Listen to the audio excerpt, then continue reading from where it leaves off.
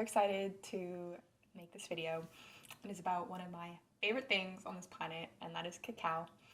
Cacao, cocoa, chocolate. Cacao essentially is a fancy or organic way of saying chocolate in its pure form. Chocolate before it gets super refined and has all of the milk solids and powders and, lectins add to it. And cacao is such a beautiful plant, and the history of cacao is extensive, and I won't butcher all of that by trying to squeeze it into this little video. Maybe I'll do more in the future on cacao. But it's this beautiful plant that has so many physical benefits for our physical health, for our physical bodies, but also it has a lot of more psychosomatic, metaphysical properties that can really support in bringing more energy to the heart, opening up creativity, inspiration, connectivity, and a deeper connection, honestly, to the earth. I find cacao, although it gets talked about a lot as this heart opener, and I truly believe that's because it stimulates our blood flow because it is really high in magnesium and iron. So drinking cacao literally pumps more blood to the heart. So I think that's why people say heart medicine. But to me, it's actually this very earthy, grounding, kind of bitter sweet medicine. And that's what I find in nature. Cacao for me, sitting with a cup of cacao in ceremony with myself or a friend or a beloved, is this way of honoring each other, but also honoring life, honoring the earth, honoring the full spectrum experience of life, which is going to be bitter sometimes, which is going to be challenging, which is going to be gritty and dark and challenging, but then also rich and full and textured. And literally, if you taste pure cacao, which I'll show you in a minute, it is bitter. I don't know if any of you ever did this. It's actually wild. I didn't like chocolate growing up as a kid. I would always wanted things like strawberry or, crazy exotic flavors or even vanilla, but not chocolate. I think I had a moment where I found I was so hungry and I found this Hershey's cocoa tub. Have any of you done that? And you're like, oh, this is chocolate. It's gonna taste good. And I put a spoon in and put a whole spoon in my mouth, and I was like, it was not okay. It was not good. Maybe that put me off chocolate. And then I rediscovered chocolate when I was in Bali. When I sat in my first cacao ceremony, a very close friend of mine who I was spending a lot of time with out there was also starting to serve cacao, and I was just so riveted by the plant and the way of ceremonially sitting with a cup and saying prayers and setting intentions, and I just absolutely loved it. So that was about 8 years ago. And cacao has become a pretty constant part of my reality.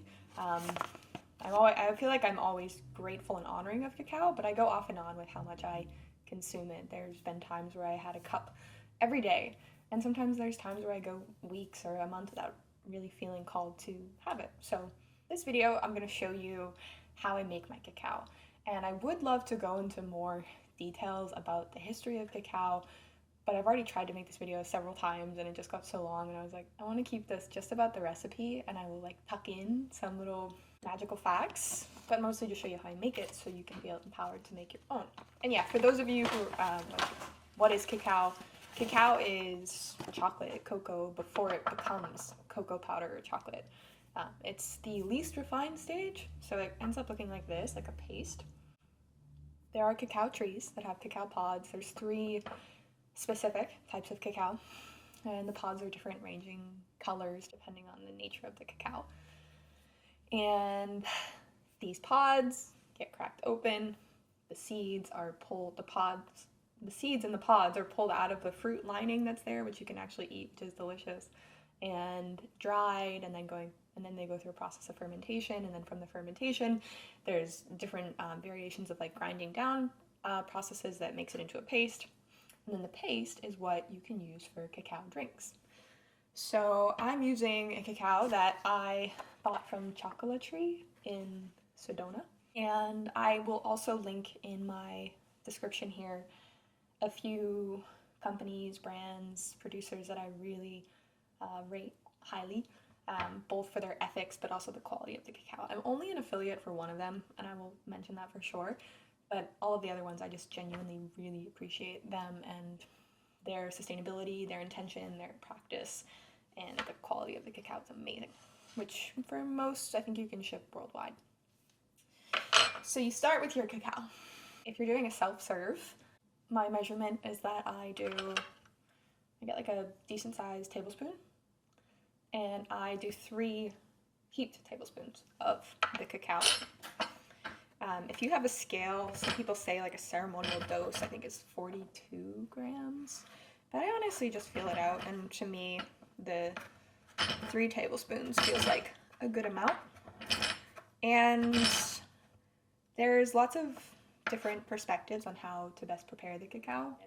I've heard from several cacao masters or cacao wisdom keepers when I was spending a lot of time in Mexico that cacao does not want to be, like the nature of the plant, does not like to be stirred. And also it does not like to be boiled, I'm fairly certain, but it doesn't like to be stirred. So I like to use a blender, or if I'm using a pot, I will whisk really fast. Or I will shake it. I'll put it in a jar with a tight lid and I'll shake it. But I would recommend you don't stir, like with just a spoon in a pot. Apparently the cacao spirit does not really appreciate that form of care. So we want to care for the cacao, so the cacao cares for us, and that we care for the cacao, and the cacao cares for us. And okay, so that's about 3 tablespoons. So I'm going to use a blender. So we got 1, because I am just serving myself, just me, and God, and cacao, and creation. Okay, I was like 3 and a bit.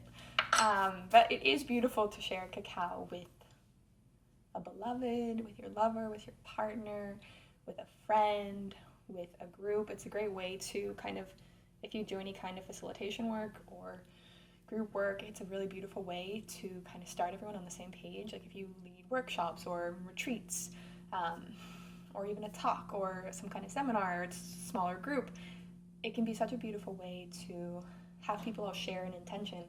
And the cacao has this very subtle, mysterious way of, I find, like, because it is a heart food, like physically it's a heart food, blood, magnesium, iron, feeding our blood, making our blood stronger, increasing the vitality of our heart. It stimulates that electromagnetic field of our heart, and whether we're conscious or not, or aware of it or not, I truly believe that this like creates a field around us. And when people share cacao together, I feel it's a beautiful way to establish rapport, resonance, connection, no matter what someone's level of spirituality is or their beliefs. So cacao is in there, and I'm gonna make a pretty basic, simple cacao today. This is what I tend to make. I add cinnamon, just like 1 dash, and some sea salt. Like, I wouldn't even say a fat pinch, just like a little pinch. And the traditional way of making cacao is cacao, cinnamon, salt, and cayenne. My cayenne's out in my car and it's way too hot out there and I don't feel like getting it, and I don't really want cayenne right now. So you don't have to add a sweetener either. Sometimes I don't if I really want. Here's what I find with adding sweetness to cacao or not adding sweetness.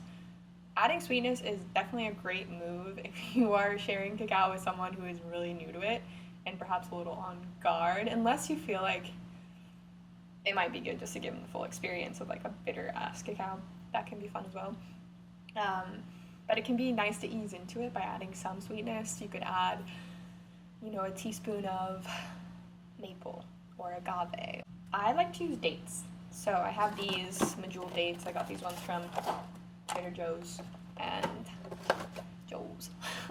I like to add dates because, I don't know, dates to me just feel like a whole food. Like you get the fiber, you get the sugar, you get the sweetness, you get all the good things about dates. And it makes the cacao a little bit thicker. So I'm gonna throw in a date, got everything else, and then the hot water. So little tip with hot water, I use a kettle, and you want to use off the boil water. I personally just feel like this is a rule of thumb for any kind of nutrient dense plant. Like if you wanted to add lion's mane or reishi, actually I'll do that. I have some 4 Sigmatic that a friend gifted me, so I'm gonna add this. It's like, what's in it? It's chaga, reishi, cordyceps, lion's mane, shiitake, maitake, enoka, enoki, agaricus meshima tremella. So I'm gonna add 1 scoop of that for the brain. Okay. But when you add boiling hot water to things, sometimes it can, what's it called, denature? It can denature the nutrients that can kind of destroy the enzymes.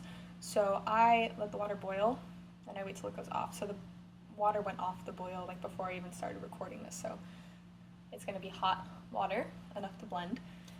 And here's what I use as my measurement. I don't like doing the whole cup thing, so I actually take the mug that I'm gonna be using and I pour, let's say, like 3/4 of the cup full. Then I pour that into the blender. Yeah. Actually, I'm gonna say a little more, probably 1 full cup if you're using a date, because the date has more volume. It's just like break down the date a little bit more. Okay, now I'm gonna blend, and I will like do something else in the video for that part so you don't have to hear it. But whenever I, especially if I'm blending the cacao, make an extra intention to infuse the cacao with my prayer.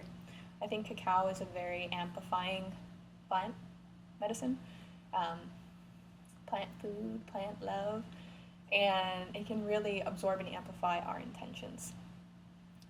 Think about, so I think about what I want to be grateful for, if there's a certain prayer I would like to say for myself or for the world or for a certain person in my life, and sometimes it's just gratitude for the cacao, but I like hold the blender, while I'm blending I'll like speak to the cacao out loud or in my heart, like inside my own head.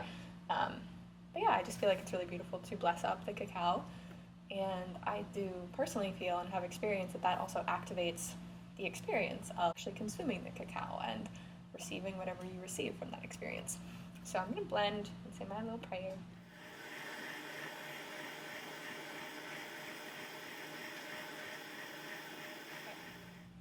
The cacao is ready.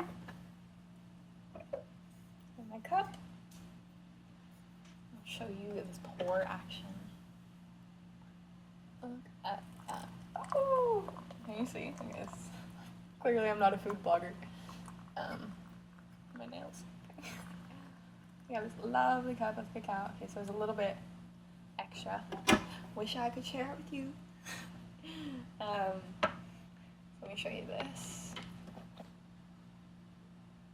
Lovely bubbles and froths. So something I've been taught about cacao also. So what I've heard is that if the bubbles turn rainbow colored when you blend your cacao, that means it's a really good quality cacao with the ratio to like the cacao solids to the cacao butter. And look at the rainbow on this one. See? Can you see? Oh, look at that rainbow. Okay, so that's how I make my cacao. I'm gonna sit and do a little journaling and enjoy it. But I hope this is helpful, and let me know if you make your own cacao. And thanks for being here, y'all.